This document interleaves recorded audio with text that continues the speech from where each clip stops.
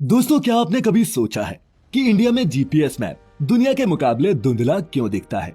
या फिर क्या आप हिस्ट्री के उस वाकये के बारे में जानते हैं जब एक अमेरिकी पायलट ने गलती से स्पेन पर 4 हाइड्रोजन बम गिरा दिए थे? कैसा था उसके बाद का तबाही का मंजर?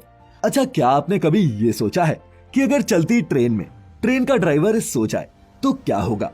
नहीं सोचा तो आज बताने वाला हूँ आपको ऐसे ही कुछ रोमांचक और कमाल के फैक्ट्स जो कर देंगे आपको भी सोचने पर मजबूर। तो थाम लीजिए हाथों में चाय कॉफी के मग्स को और हो जाइए तैयार। बिना आपका कीमती वक्त जाया किए शुरू करते हैं आज का ये रोमांचक सफर। Factified. Facts on your face. Fact number 10।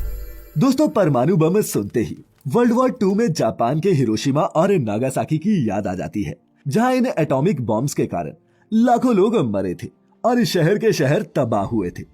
वहीं एक हाइड्रोजन बम एक एटॉमिक बम से 1000 गुना ज्यादा ताकतवर होता है। ऐसे में सोचिए, अगर किसी शहर पर एटॉमिक बम की जगह हाइड्रोजन बम गिर जाता तो क्या होता? दोस्तों, क्या होता नहीं, ऐसा हुआ है और एक नहीं 4 हाइड्रोजन बम गलती से गिरे भी हैं।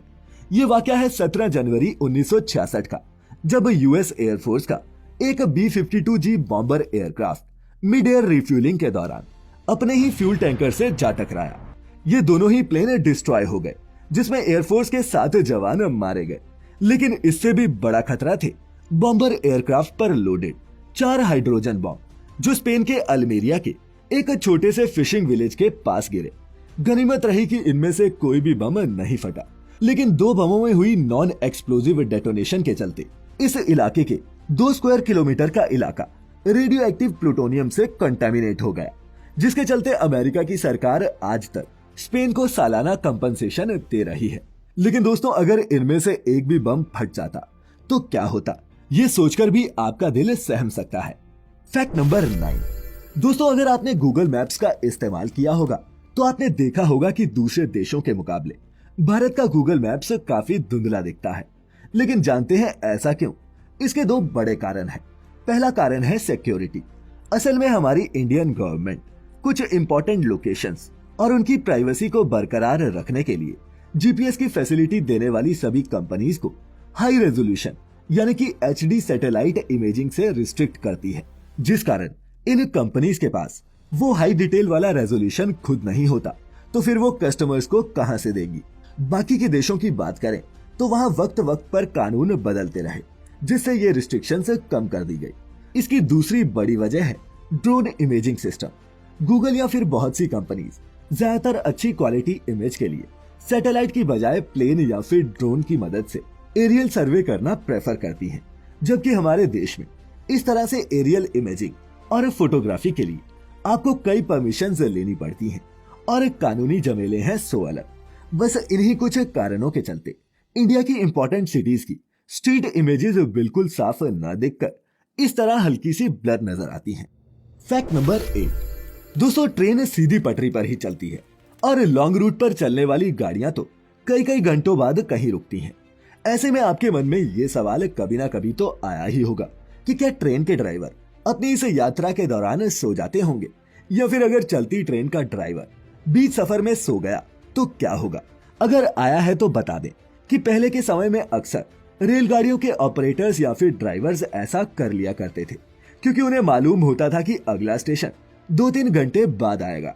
तब तक वो इंजन में ही आराम फरमा लिया करते थे। रास्ते में पड़ने वाले स्टेशन के स्टाफ को इस बात का पता चल भी जाता, फिर भी न चाहते हुए भी दुर्घटना से बचने के लिए उन्हें लाइन क्लियर करनी पड़ती थी। लेकिन दोस्तों, बता दें कि अब ऐसा मुमकिन नहीं है और ट्रेन के ड्राइवर्स के ड्यूटी पर सोने के दिन अब जा चुके हैं। आलसपन की इस प्रॉब्लम से निजात पाने के लिए अब इंजन में ही एक ऐसा डिवाइस लगाया गया है जिसे हर थोड़ी देर में दबाना पड़ता है, और न दबाने पर रेलगाड़ी कुछ दूर जाकर खुद ब खुद रुक जाती है। इसीलिए अब इंजन के ड्राइवर के पास जागते रहने के अलावा और कोई चारा नहीं। Fact number 6। दोस्तों, टेक्नोलॉजी के इस जमाने में सब कुछ रियल से वर्चुअल होता जा रहा है। अब हमारे फोन में लगने वाले इस सिम कार्ड को ही ले लीजिए, जिसके बिना हमारी कॉलिंग और चैटिंग पॉसिबल नहीं होती थी, अब वो भी वर्चुअल हो गई है। नहीं समझे? अभी समझाता हूँ। दरअसल ई सिम एक वर्चुअल सिम कार्ड होता है। अगर आप ई सिम लेते हैं तो आपको अपने फोन में किसी भी तरह के कार्ड को डालने की जरूरत नहीं है, क्योंकि ये सिम टेलीकॉम कंपनी के जरिए ओवर द एयर एक्टिवेट कर दी जाती है। लेकिन इसमें आपको एक फिजिकल सिम कार्ड जैसे सभी फीचर्स मिलते हैं।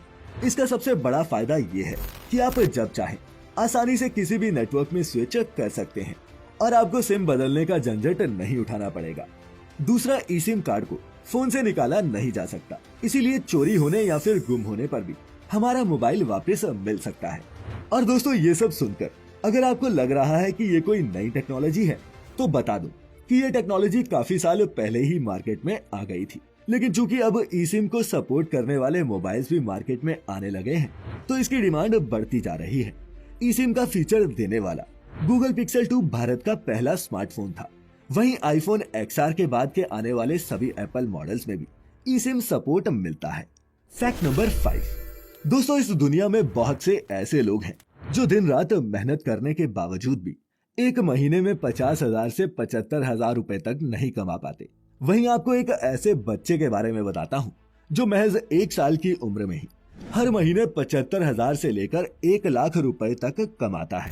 लेकिन जरा सोचिए, कोई 1 साल का बच्चा ऐसा कैसे कर सकता है? तो मिलिए बेबी ब्रिक्स से, जो अभी तक दुनिया के सबसे छोटे डिजिटल इन्फ्लुएंसर हैं। ये अपनी फैमिली के साथ दुनिया की बहुत सी सिटीज में ट्रैवल करते हैं और फिर इनके वीडियोस और पिक्चर्स इनके ऑफिशियल इंस्टाग्राम अकाउंट पर अपलोड होते ही वायरल हो जाते हैं। अमेजिंग बात ये है कि दुनिया भर की बड़ी बड़ी कंपनीज इस बेबी की फैमिली को पैसे देकर इस बच्चे के वीडियोस को अपने रेस्टोरेंट या फिर होटल में शूट करवाती है। और यही कारण है कि ये बेबी हर महीने 75,000 से लेकर 1 लाख रुपए तक कमाता है। Fact number 4। दोस्तों, आपने अब तक अपने आसपास कई रंग बिरंगी और कई मोटे मोटे टायरों वाली साइकिल्स तो देखी होंगी, लेकिन आज हम आपको दिखाएंगे इस दुनिया की सबसे बड़ी साइकिल जिसे राइड भी किया जा सकता है। ये है लगभग 11 फीट के व्हील डायमीटर वाली दुनिया की सबसे बड़ी बाइसिकल, जिसे एक जर्मन साइकिलिंग फैन और एंथुसियास्ट डीडी सेफ्ट ने बनाया था। 150 किलोग्राम वजन की ये साइकिल 12 फीट से भी ज्यादा ऊंची है और इसकी सवारी करके ऐसा लगता है मानो किसी हाथी पर चढ़े हो। खैर, अपने इस नायाब अटेम्प्ट के लिए डीडी को अक्टूबर 2012 में Guinness book of world records में भी जगह मिल चुकी है। Fact number 3। दोस्तों, क्या आपने कभी ऐसे पराठों के बारे में सुना है जिन्हें खाने पर मिलता है फ्री लाइफ इंश्योरेंस और उम्र भर मुफ्त में खाना? नहीं, तो हम आपको बता दें कि हरियाणा के रोहतक में बनता है अद्भुत पराठा, जहां 50 मिनट में 3 पराठे खाने की शर्त को पूरा करने पर मिलता है उम्र भर के लिए फ्री खाना और फ्री में लाइफ इंश्योरेंस भी। तपस्या पराठा रेस्टोरेंट के इस पराठे की खासियत ये है कि ये 2 फुट डायमीटर और वजन में 1.25 किलो का है। ये पराठे इतने हैवी होते हैं कि हल्के शरीर वाला आदमी इसे आधा भी ना खा पाए। लेकिन आपको बता दें कि इस कंपटीशन के भी 2 विनर्स रहे हैं, अश्वनी कुमार और एक महाराज जी। Fact number 2। दोस्तों, यहाँ अपने देश में मिलिट्री बेस होना एक आम बात है। वहीं दुनिया के ताकतवर देश दूसरे मित्र देशों के यहाँ भी अपनी मिलिट्री प्रेजेंस बनाए रखते हैं। ऐसे में क्या आप जानते हैं कि इंडिया का इकलौता ओवरसीज मिलिट्री एयरबेस कहाँ पर है? कोई गेस? खैर, बता दूं कि ये है ताजिकिस्तान में स्थित इंडियन मिलिट्री एयरबेस फारकोर, जिसे इंडियन एयरफोर्स ताजिक एयरफोर्स के साथ मिलकर ऑपरेट करती है। वैसे तो भूटान, मॉरिशस, ओमान और ईरान में भी हमारी कोई ना कोई डिफेंस एस्टेब्लिशमेंट्स हैं, लेकिन फुल फ्लेज्ड एयरबेस ओवरसीज सिर्फ फारकोर में ही है, जो 80 के दशक तक रशियन मिलिट्री का अड्डा हुआ करता था। लेकिन 2002 में ताजिकिस्तान के साथ मिलकर भारतीय सरकार ने इस बेस को रिकंस्ट्रक्ट किया और भारत के पहले ओवरसीज एयरबेस में कन्वर्ट कर दिया। और अगर आपको ये लग रहा है कि ताजिकिस्तान में भारत ने अपना एयरबेस ताजिकिस्तान मिलिट्री को सपोर्ट देने के लिए बनाया है, तो आप गलत हैं। बल्कि सच्चाई तो ये है कि यहाँ पर अपना एक फुल फ्लेज्ड एयरबेस बनाने के पीछे की वजह ये थी कि ताजिकिस्तान का बॉर्डर पाकिस्तान, अफगानिस्तान और चाइना से लगता है और एयरबेस बनने से इन तीनों ही देशों पर नजर रखना भारत के लिए बहुत आसान हो जाता है। खास तौर पर पाकिस्तान के लिए भारत का फारकोर एयरबेस बहुत बड़ी समस्या है। और दोस्तों, बातों ही बातों में अब वक्त हो चला है आज की इस वीडियो के फैक्ट नंबर 1, यानी कि आपके अपने योर ओन फैक्ट का, जिसे हमें भेजा है रजत खारोला जी ने। रजत अपने फैक्ट में बताते हैं कि जो फाइबर हमारे बेली बटन या फिर नाभि में फंसा हुआ हमें मिलता है उसे नेवल फ्लफ कहते हैं। और ये कहां से आता है, इस पर साल 2001 में एक रिसर्च भी हो चुकी है जो एक डॉक्टर कार्ल क्रुशांस्की नाम के साइंटिस्ट ने की थी। अपनी रिसर्च में डॉक्टर कार्ल ने पाया कि नेवल फ्लफ प्राइमरीली आपके कपड़ों से निकले हुए रेशों से ही बनता है और इसमें मिले होते हैं डेड स्किन सेल्स और बाल। जहां ये नेवल फ्लफ बूढ़े और बाल वाले लोगों में ज्यादा देखने को मिलता है, वहीं महिलाओं की बॉडी पर कम बाल होने के चलते ये नेवल फ्लफ ज्यादा नहीं बनती।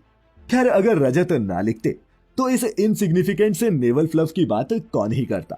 तो लिखते रहे नीचे कमेंट्स में कुछ ना कुछ ऐसा जो कर दे सभी को फैक्टिफाइड। मिलेंगे अब अगले हफ्ते फैक्ट्स की ऐसी ही इंटरेस्टिंग बारिश लेकर। तब तक अपने चहेतों का ख्याल रखें, खुश रहें और वीडियो पूरी देखने के लिए आपका बहुत बहुत शुक्रिया।